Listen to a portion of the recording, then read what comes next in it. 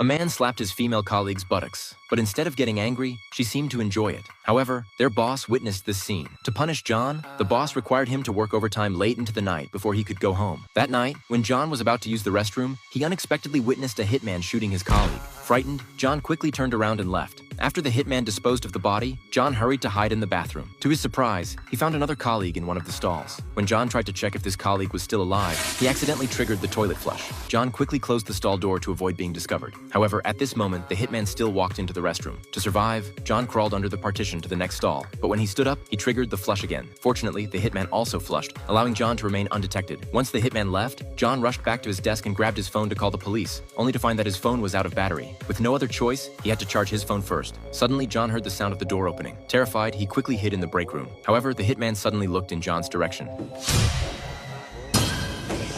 The hitman then started walking towards him. Just as John thought he was done for, the sound of his phone starting up diverted the hitman's attention. While the hitman searched for the phone, John seized the opportunity to escape. John entered an office and tried to trigger the smoke alarm, but it didn't work. Desperate, he set the curtains on fire to attract the attention of people in the building across the street. Luckily, he succeeded. John quickly signaled for them to call the police. However, this also alerted the hitman. When the hitman arrived, he ran into John, but he didn't have time to pursue him now. His first priority was to extinguish the fire. Seeing the people in the opposite building calling the police, the hitman signaled that the situation was under control and no police intervention was needed. But at this point, John had already entered the building's main server room. He upgraded his access card to the highest level while disabling everyone else's to prevent the hitman from leaving the building. The hitman was still unaware that the roles of hunter and prey had been reversed.